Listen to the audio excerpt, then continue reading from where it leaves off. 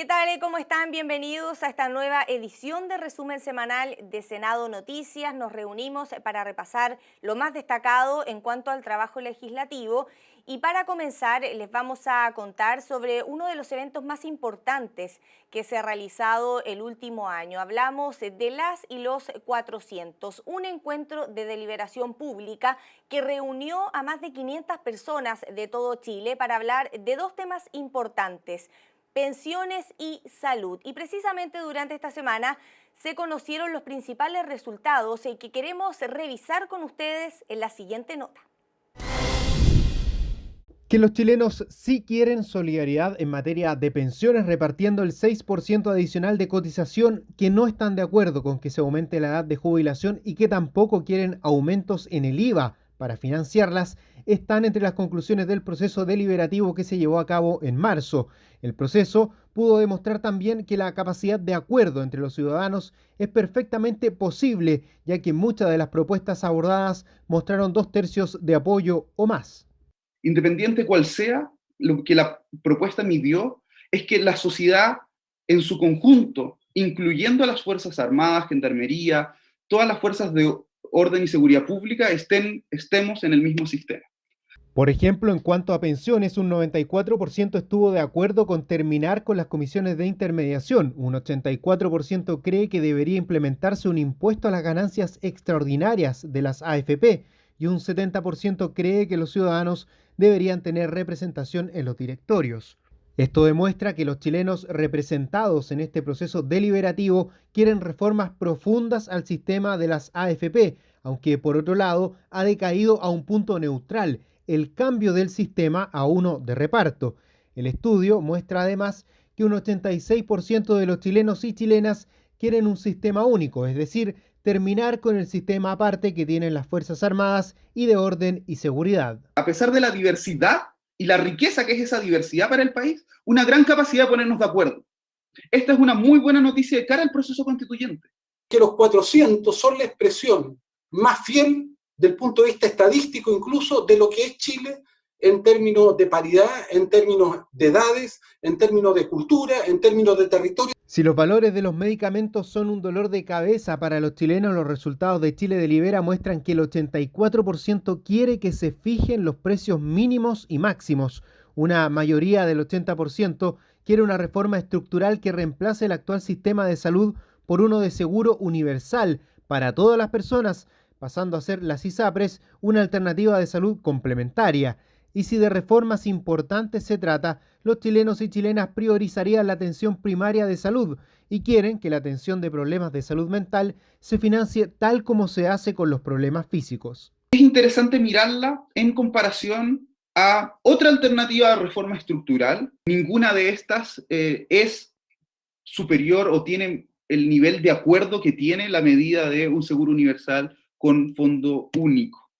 Los resultados del proceso deliberativo, que desde principios de 2019 ha tenido el apoyo de la Comisión de Desafíos del Futuro del Senado, también muestran que el 94% de los chilenos quiere que la salud sea un derecho en la nueva Constitución, proceso de cara al cual este estudio tiene algo que decir. El mecanismo que aquí hemos utilizado es un mecanismo que podría incorporarse en el reglamento de la Convención como una alternativa de participación ciudadana que complemente otras alternativas. Y por supuesto yo espero que el Senado aproveche esta experiencia para ponerla a disposición del proceso constituyente que tenemos encima. Eso significa también que sin prisa pero sin pausa, la discusión pública seguirá un curso esperado de generación y regeneración de contenidos en la agenda que repercutirá en los debates de las asambleas deliberantes, sean estas en el Parlamento o la Convención Constitucional. Democracia deliberativa que quiere tener una incidencia en las decisiones que se toman en el país, entregando al interés ciudadano una relevancia que en las últimas décadas no se ha visto reflejada. Y ahora le contamos que el proyecto que prohíbe el corte de suministros básicos por no pago finalmente terminó su tramitación en el Congreso Nacional y fue despachada la moción presentada por senadores y senadoras. Todo sobre este tema se lo contamos en la siguiente nota. Tras su aprobación en la Cámara de Diputados y Diputadas, La moción presentada por senadores de oposición, que busca evitar el corte de servicios básicos por mora en un contexto de pandemia, terminó su trámite en el Congreso Nacional. Trabajadores independientes o informales, adultos mayores, personas que estén recibiendo las prestaciones del seguro de desempleo o que pertenezcan al 80% más vulnerable de la población, según el Registro Social de Hogares, serán parte del grupo que podrá acceder a este beneficio que se extenderá hasta el 31 de diciembre. Aunque si en esa fecha aún estamos bajo estado de excepción, la vigencia de la actual ley se extenderá por 60 días más. El proyecto de ley que amplía la aplicación de la Ley de Servicios Básicos, que prohíbe el corte del suministro y permite repactar la deuda hasta por 48 cuotas sin que se cobren multas, intereses o gastos asociados, y este plazo de aplicación se va a ampliar hasta el 31 de diciembre. Son dos iniciativas que nos parece que son fundamentales en el contexto de la crisis y que contribuyen, particularmente la segunda, a que las familias no corran el riesgo que se les corte el suministro de los servicios básicos en el contexto de la pandemia. El texto estipula además que las deudas contraídas con las empresas de servicios sanitarios, eléctricos y de gas generadas entre el 18 de marzo de 2020 y el 30 de noviembre de 2021 se podrán dividir en el número de cuotas mensuales que determine el usuario, con un tope de 48. Pero pese a esta flexibilización, la acumulación de deudas es uno de los ejes que sigue preocupando a parlamentarios y parlamentarias. Tendríamos que entrar en agua más profunda en dos ámbitos. Uno, si estamos dispuestos a generar un desincentivo a que el que puede pagar pague. Y por otro lado, lo que ha planteado el senador Pizarro, que es otra discusión, en mi opinión, que dice relación con cómo nos vamos a hacer cargo de las deudas que van a tener una cantidad importante de monto a fines de este año, ¿cierto? El 31 de diciembre, en el sentido de personas que puedan efectivamente repactar y personas que aún con las 48 cuotas que nosotros estamos dando no les va a dar el ingreso para pagar sus deudas de luz, agua y gas. Cabe destacar que durante el proceso de tramitación de esta moción, el Senado envió a la Comisión Mixta un proyecto presentado por la Cámara Baja, bastante similar al recientemente aprobado. Su principal diferencia fue la fecha tope de la prorrogación, que en el caso de diputados se estipulaba hasta el 20 de noviembre. Y ahora le contamos que con la aprobación en el Senado culminó la tramitación del proyecto de retorno laboral seguro, una iniciativa que obliga al empleador a contratar una póliza que cubra una eventual hospitalización en el caso de los trabajadores por COVID-19. Más sobre este tema en el informe. Con la finalidad de que los trabajadores y empleadores puedan definir en conjunto un protocolo de retorno laboral seguro, el Congreso Nacional despachó una iniciativa legal que va en esa línea, además de establecer una serie de obligaciones. El proyecto se había tramitado conjuntamente con el sector privado y el Ejecutivo y se acordó la creación de una póliza de seguro que los empleadores deberán contratar y que cubrirá los costos de una eventual hospitalización y rehabilitación por COVID-19, además de una indemnización en caso de fallecimiento. Establece la obligación de las empresas de contar con protocolos de actuación respecto de la prevención y la detección, la contención de los contagios de COVID. Se fortalece el rol de las mutuales y lo más importante es que este es un proyecto que sacamos adelante en conjunto con la CPC, con las pymes, con los trabajadores, en un proceso de diálogo social. El seguro estará dirigido a trabajadores del sector privado que estén sujetos a contratos bajo el Código del Trabajo y que cumplan labores presenciales a jornada completa o parcial. Esto ya que el proyecto prioriza la modalidad de teletrabajo y obliga a ofrecerla a personas que padezcan enfermedades o estén al cuidado de niños, adultos mayores o personas con discapacidad. Esto deberá constatarse dentro de 10 días, periodo en el que el trabajador no puede ser obligado a asistir. En caso de que su presencia sea necesaria, deberá quedar excluido de la atención a público o funciones que impliquen riesgo de contagio. El proyecto establece que en ningún caso podrá reducirse la renta del trabajador y se le deberán proveer las herramientas necesarias para sus tareas a distancia. Los empleadores van a estar obligados a contratar un seguro con una prima anual bastante baja, que no va a superar los 15.000 pesos, que va a cubrir todos los copagos de los trabajadores que se enferman por COVID, independiente de si se contagiaron en el lugar de trabajo o fuera. Otra de las normas más relevantes que introduce la ley es la eliminación de los periodos de carencia de las licencias médicas, que deberán pagarse íntegramente al trabajador, aunque sean por un periodo corto por sospecha de contagio. Y con la aprobación unánime, la Sala del Senado respaldó en general el proyecto de nuevo Código Procesal Civil. Ahora la iniciativa deberá volver a la Comisión de Constitución para continuar con su discusión en particular. Resolver los problemas de lentitud de la respuesta del sistema judicial, rebajar los altos costos para los usuarios y terminar con las tramitaciones engorrosas son parte de los objetivos del proyecto que establece un nuevo Código Procesal Civil y que con 35 votos a favor, la Sala del Senado aprobó en general en su segundo trámite. Entre las innovaciones que podrían ser implementadas a raíz de esta reforma están el sistema gratuito de mediación, al que los ciudadanos podrán acudir sin necesidad de un abogado, y una unidad de atención de público, que permitirá orientar a los usuarios sobre las distintas alternativas de solución frente a un problema determinado. Y este nuevo procedimiento civil que hoy se plantea por parte del Ejecutivo viene a solucionar buena parte de los inconvenientes que tiene el proceso civil. Por lo pronto se eliminan una serie de trámites, lo que hace el procedimiento sea mucho más rápido. Pero quizás la principal transformación y la más importante tiene que ver con la inmediatez o la inmediación, es decir, el juez va a estar presente en el proceso civil. Este proyecto es parte de la reforma procesal civil que está impulsando el Ejecutivo y que incluye además el proyecto de ley de mediación y la reforma al Código Orgánico de Tribunales. Estos tienen por objetivo continuar con el proceso modernizador de los procedimientos judiciales, que desde los años 90 se han diseñado e implementado en diferentes ámbitos, entre los cuales destacan el penal y el laboral. Es que la única forma de asegurar una justicia civil oportuna, asequible, de calidad y al acceso de todos y todas es modificando el actual sistema de enjuiciamiento civil, ya que las barreras de acceso a la justicia identificadas son aquellas que este proyecto de ley busca derribar. Otra de sus consideraciones son la separación de las labores jurisdiccionales del juez de las tareas administrativas, que con esta reforma pasarán a estar en manos de una unidad de tramitación civil. Además, permitirá que ciertas diligencias, audiencias y alegatos se realicen de manera remota. El texto ahora será analizado en particular por la Comisión de Constitución del Senado, la que fijó plazo hasta el próximo 28 de mayo para presentar indicaciones.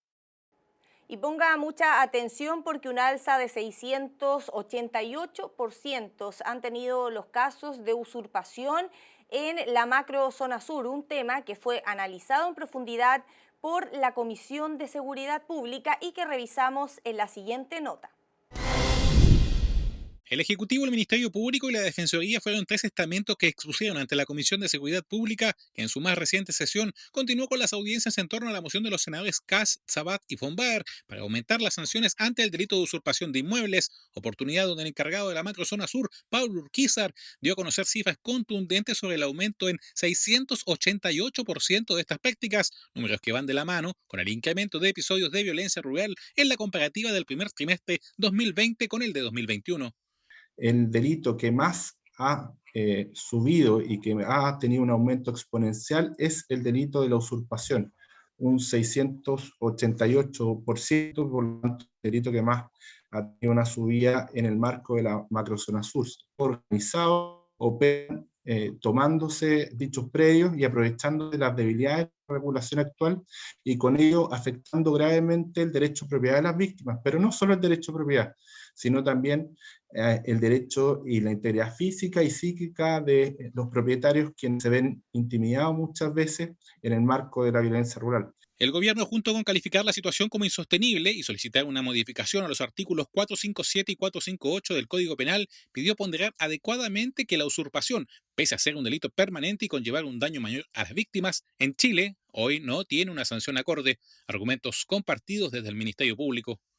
Este proyecto es un avance, en un momento que también despeja la naturaleza y carácter del delito, en cuanto se establece claramente que si bien es un delito de ejecución instantánea, sus efectos son permanentes, y eso además posibilita proceder en flagrancia a la policía, despejando toda duda y la interpretación que se ha dado en el último tiempo en base a un precedente judicial o que medie una orden judicial que permita dicha procedencia.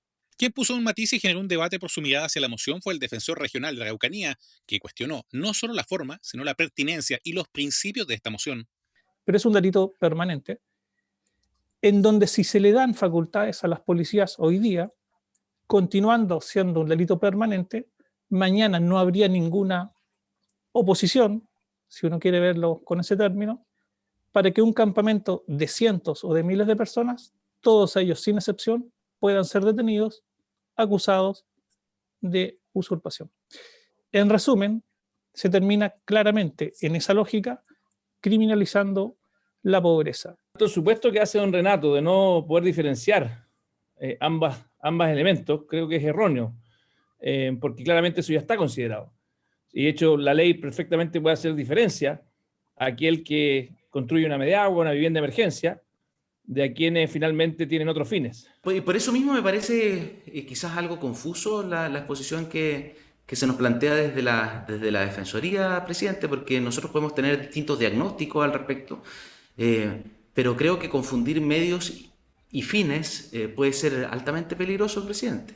La flagrancia es para actuar sin orden judicial y que se limita a 12 horas, como dice la Corte Suprema, la sentencia. Pero nada impide que pasadas las 12 horas se pueda producir un desalojo, entiendo yo, en la medida que el tribunal ordene el desalojo. Y eso supone que la persona afectada, digamos, por una ocupación, entable la denuncia respectiva en Carabineros, se querelle respectivamente ante el tribunal que corresponda y pida, digamos, la restitución. Ya habiendo escuchado a especialistas, ministerios y el área judicial, todo quedará pendiente de la votación en general de esta moción, la cual podría comenzar a definirse en la próxima sesión de la Comisión de Seguridad Pública. Y a la espera de ser visto por la Sala del Senado, quedó un proyecto que fue analizado por la Comisión de Salud y que busca prevenir y sancionar los casos de acoso sexual que se puedan dar en el marco de una atención médica. Todos los detalles se los contamos en la siguiente nota. El acoso sexual se ha descrito como discriminación y menoscabo que afecta principalmente a mujeres. Con el paso de los años se ha ido regulando a través de leyes y reglamentos en el ámbito laboral, educacional y sanitario, pero en este último caso no ha sido explícito.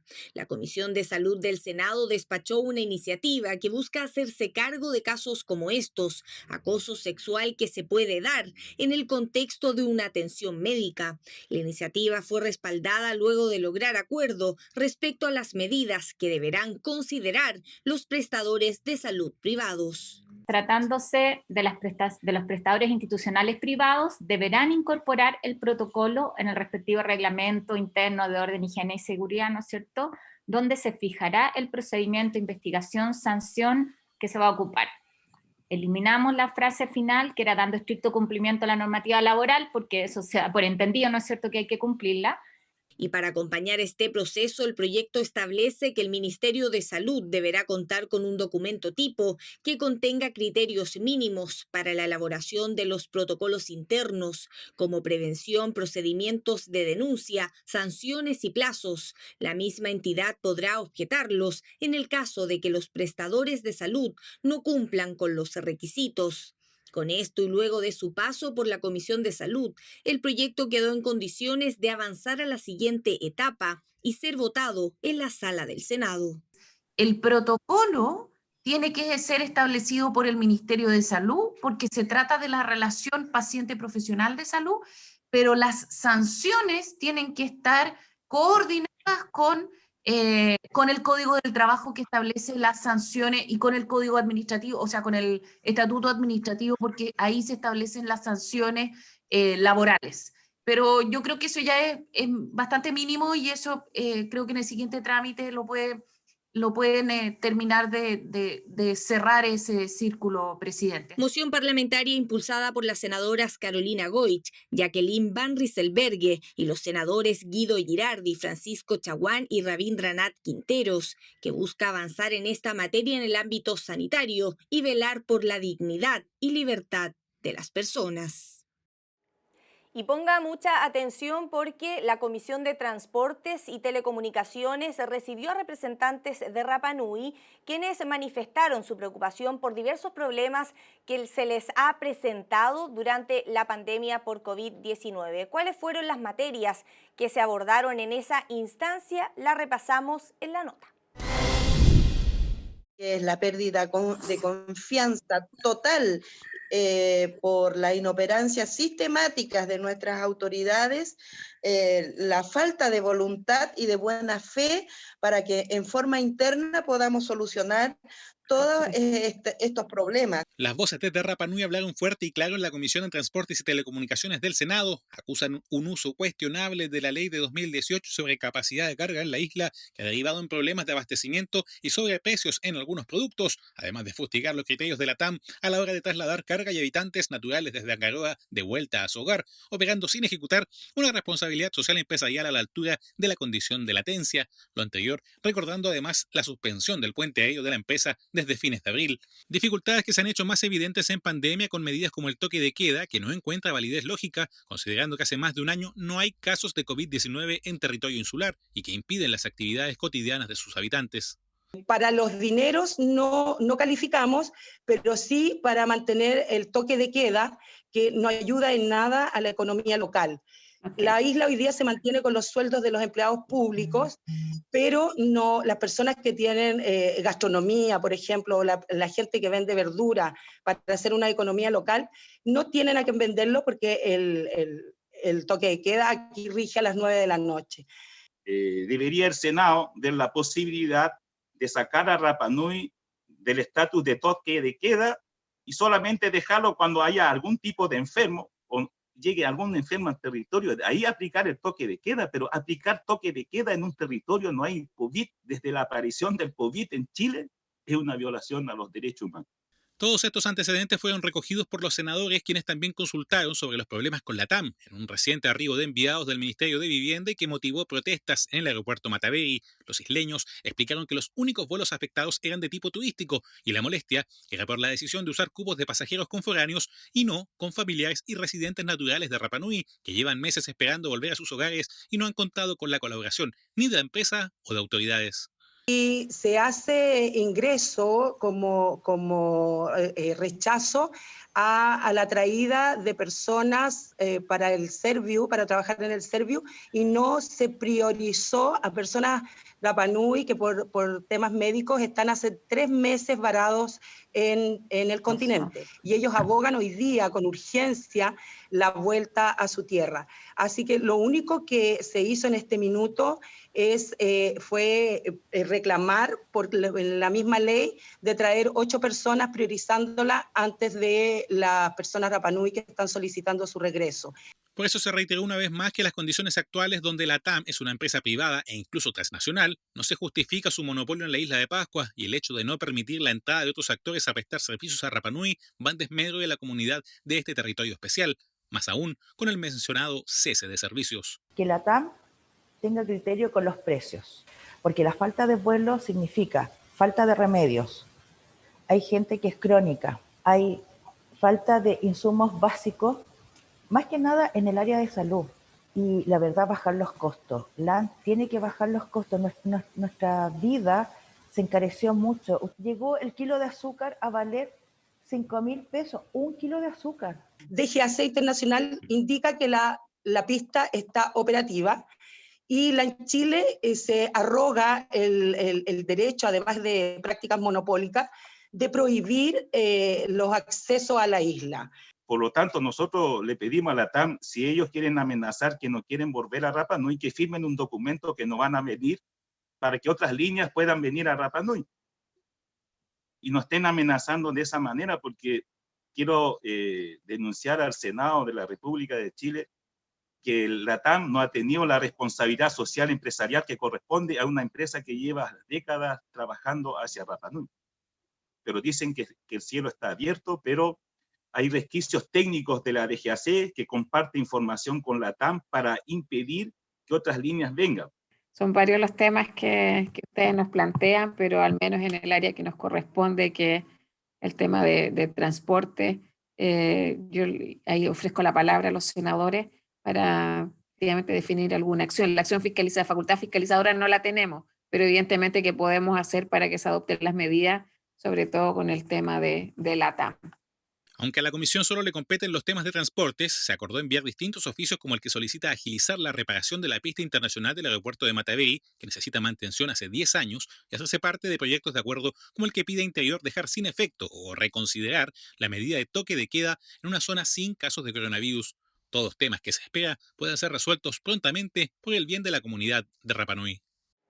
Y continuamos avanzando ahora para contarles sobre un proyecto que fue presentado por un grupo de senadores de oposición, entre ellos el senador Juan Ignacio Latorre, Alejandro Navarro, Francisco Huenchumilla y la senadora Adriana Muñoz, que busca modificar normas del Código Procesal Penal en materia de prisión preventiva. La misión propone terminar con el abuso de la prisión preventiva y dictarla como una medida más extrema y para aquellos delitos más graves, donde la pena tenga una duración no menor a presidio o reclusión menor en su grado mínimo, y busca dar además prioridad a otras medidas cautelares como el arresto domiciliario. El proyecto además establece que la revisión de la prisión preventiva sea cada 3 meses en lugar de 6, como es en la actualidad, y propone la improcedencia de la prisión preventiva en los casos de que la persona imputada tenga problemas graves de salud físico o mental,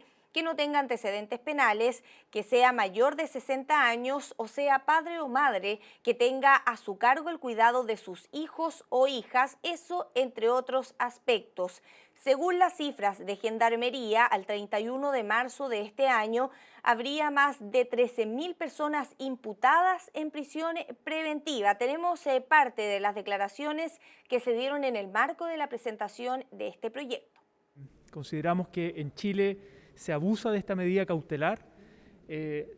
A marzo del 2021 hay más de 13.000 personas en prisión preventiva y hay un dato que nos parece escandaloso, que son el 65% de las personas en prisión preventiva termina con una condena no privativa de libertad, por distintos motivos. Algunos son absueltos, otros incluso reciben una condena menos gravosa que el periodo que pasaron en la cárcel en prisión preventiva. Creemos que hay un fenómeno de encarcelamiento masivo, eso se refleja en las condiciones de hacinamiento extremo en las cárceles de Chile. Se plantean varias modalidades de modificación legal que permitan, ¿cierto?, ir de alguna manera descomprimiendo esta cultura de llevar a todas las personas a prisión preventiva. Uno que me parece que además de eso se sustenta en modernas tecnologías es un seguimiento telemático de la cautelar de acuerdo a la penalidad que se le entrega al imputado o a la imputada. Creemos que eso es un factor que podría descomprimir esta situación. Y la Comisión Bicameral de Seguridad Pública ha continuado sesionando durante las últimas semanas y en la siguiente nota revisamos cuáles han sido parte de las últimas conversaciones que se han dado en torno a estas materias. Lo revisamos en la nota.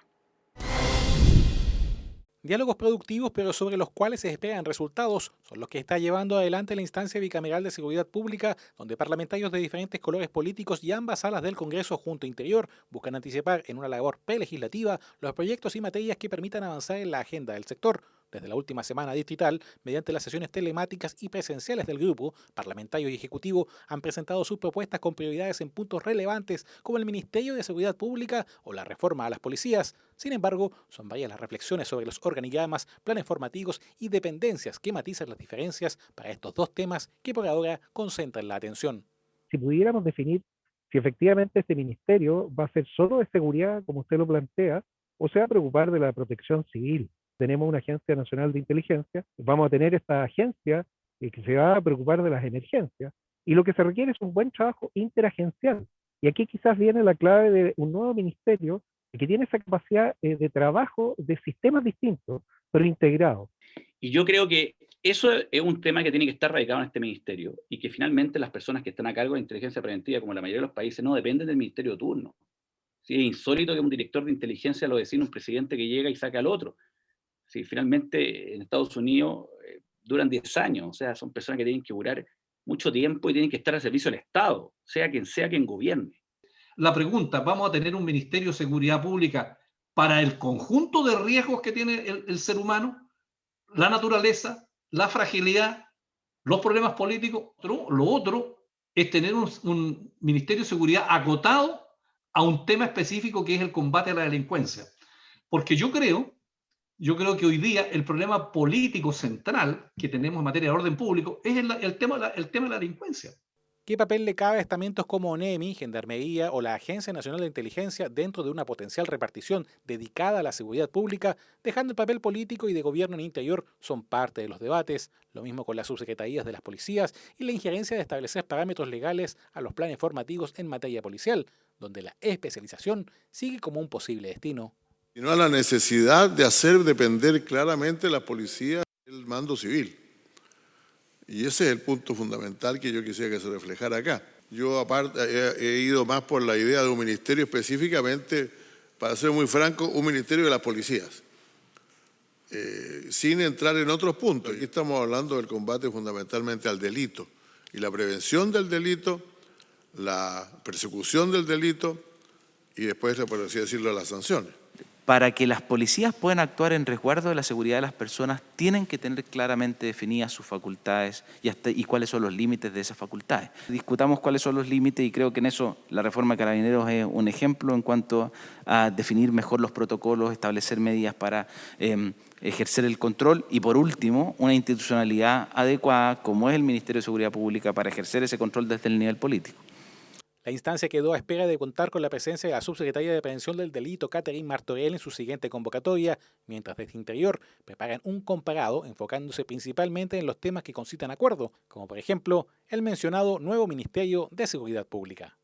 Recuerde que toda la información que hemos repasado durante esta jornada, usted también la puede ampliar en senado.cl, también en todas nuestras plataformas, en redes sociales, en Twitter, en Instagram, en Facebook y además en nuestro canal de YouTube TV Senado Chile. Ingrese para revisar el trabajo de comisiones, de la Sala del Senado, los programas que se emiten a través del canal del Senado, como por ejemplo Profundidad de Campos y también Senado Conecta, todos los capítulos en nuestro canal de YouTube TV Senado Chile. Ya hemos llegado entonces al final de esta entrega de noticias. Como siempre, muchas gracias por habernos acompañado. Los dejamos invitados para que se queden en la programación del canal del Senado y nosotros nos reencontramos la próxima semana.